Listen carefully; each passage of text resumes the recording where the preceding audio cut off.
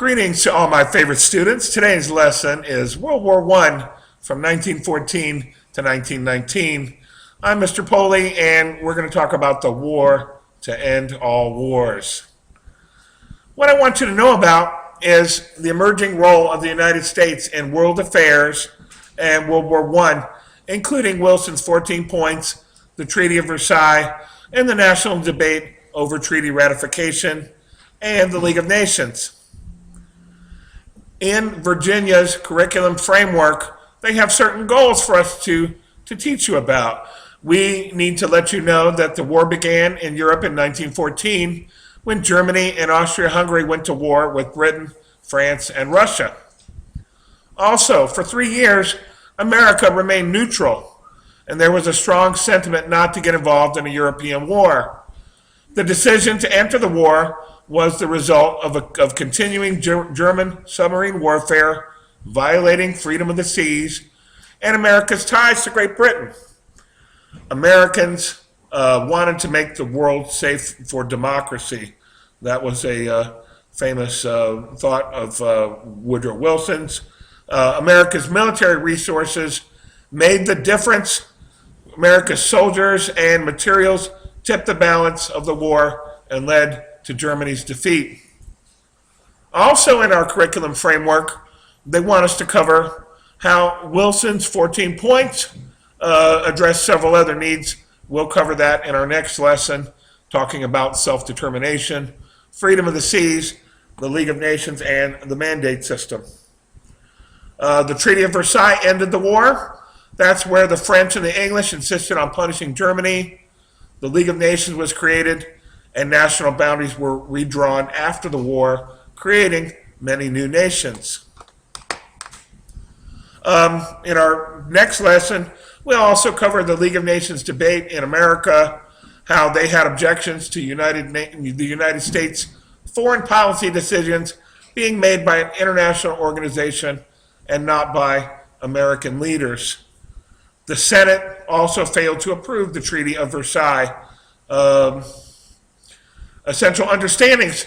America's entry into World War I made the difference. It made it possible for the Allies to win. But failure to conclude a long-term lasting peace left a bitter legacy. Essential questions that we need to understand. Why did the United States become involved in World War I? And how did visions of post-war world differ? On this slide, you'll see a Uncle Sam, I Want You for the U.S. Army recruiting poster. You see a trench warfare scene as well as a naval scene there. Causes of World War I up to this point have been expressed in terms of imperialism of the European powers, militarism, where different countries would build up their military to where other countries would feel threatened by it. We also have nationalism. Pride in one's country is good up to a point. Too much pride in one's country can cause problems. Secret alliances, one of the biggest X factors in World War I, caused a war between two powers to escalate and consume all of Europe at some point. A fellow colleague let us borrow maniacs. This acronym spells out militarism, alliances, nationalism, imperialism. Alliances cause diplomatic failure, competition over colonies, and Serbian assassination of Archduke Franz Ferdinand. Here's what began the war. Archduke Franz Ferdinand of Austria-Hungary, he was the heir to the throne of Austria-Hungary. He was assassinated by Gavrilo Princip. He's a member of the Black Hand. That's a Serbian secret society.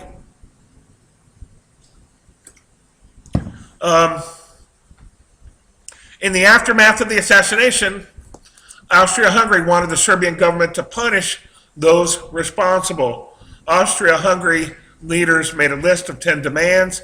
for the Serbian government, and Austria-Hungary declared war on Serbia when the demands were not met. The spark continued. July 28, 1914, Austria-Hungary declares war on Serbia, and that would set forth further complications. Secret alliance would cause, like I said before, all of Europe to be consumed in the conflict. We start on July 28, 1914. Austria-Hungary declares war on Serbia. August 1, Germany declares war on Russia. August 3, Germany declares war on France. August 4, United Kingdom declares war on Germany, so on and so forth. The countries or the dates listed in yellow point to Montenegro. There were quite a few smaller countries who got involved in World War I, and their contributions were minor. They thought that they could help one side or the other. August 22nd, 1914, Austria-Hungary declares war on Belgium. Russia, November 1, 1914, declares war on the Ottoman Empire. France and even Italy got into it. Italy was on the border of Austria-Hungary, and they declared war on Austria-Hungary May 23, 1915. As you can see from this Venn diagram, Italy, Austria-Hungary, and Germany were all friends at some point. That was called the Triple Alliance.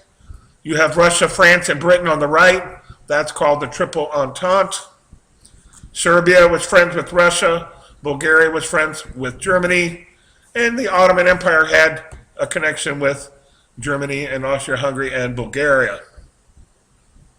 Other countries were involved, France, Italy, and so forth. The powers that be and the leaders of World War I were Woodrow Wilson. He was the American president. General John Pershing, he was the American military commander. David Lloyd George, Prime Minister of France. Georges Clemenceau, Prime Minister of France.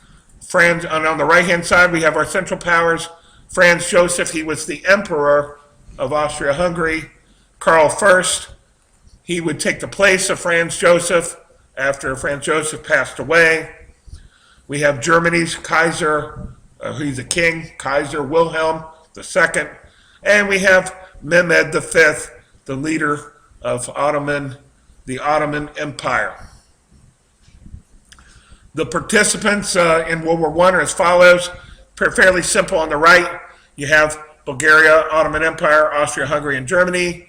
On the left, United States came into the war late. We had Russia, Britain, France, and Serbia to start out. Russia would eventually leave due to the Russian Revolution, and America would come in, and we had a number of minor powers who participated as well.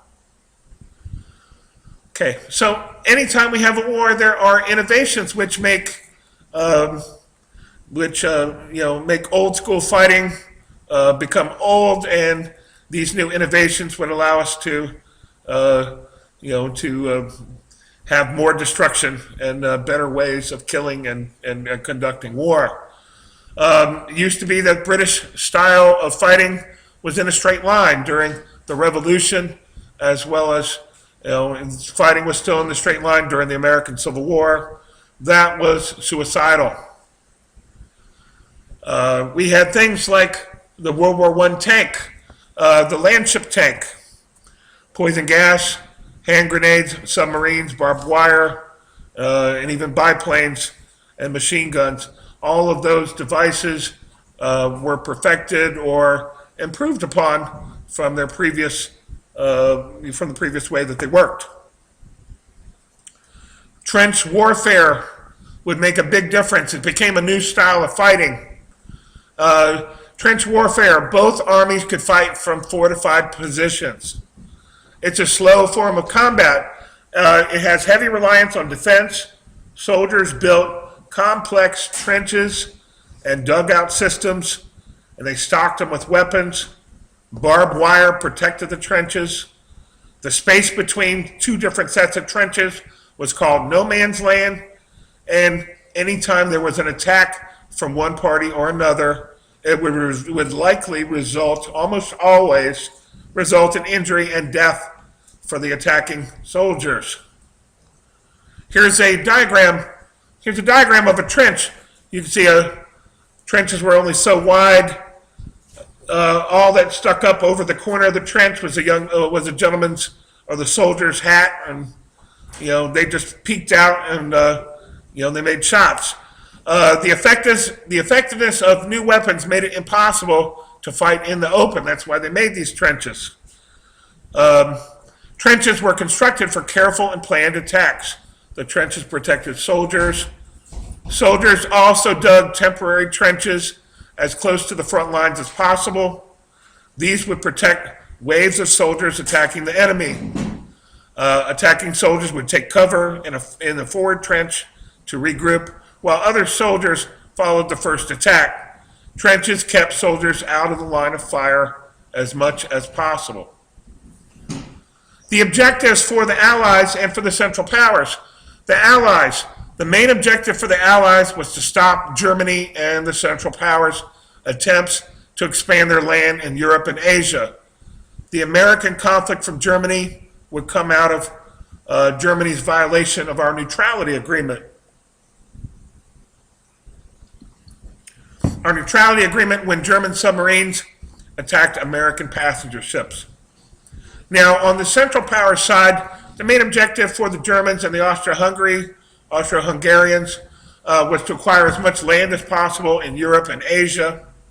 Germany believed France, England, and Russia prevented its expansion.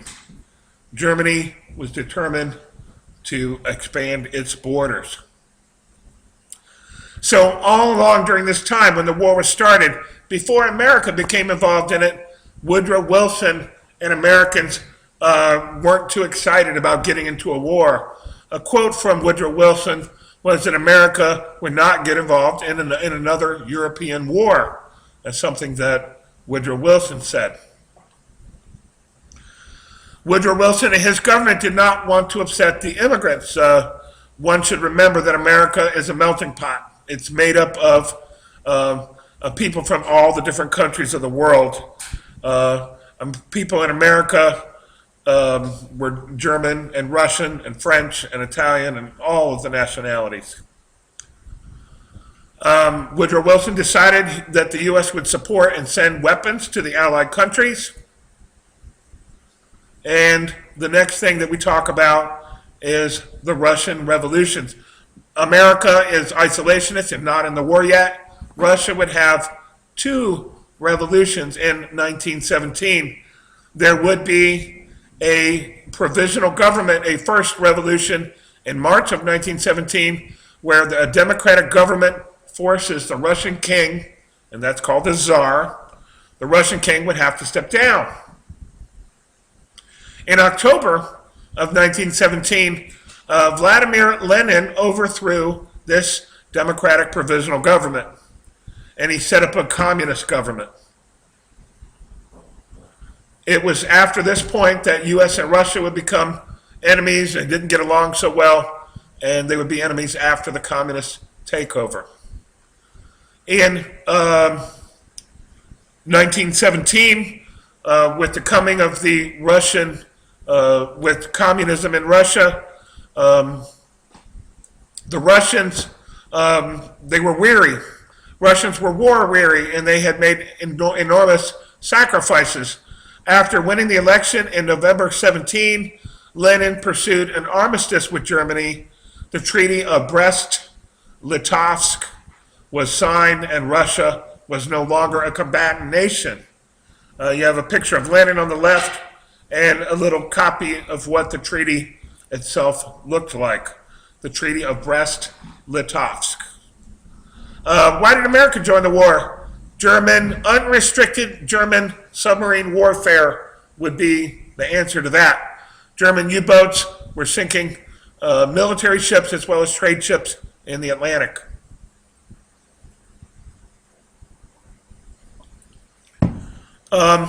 Another reason why America joined the war is the cruise ship Lusitania.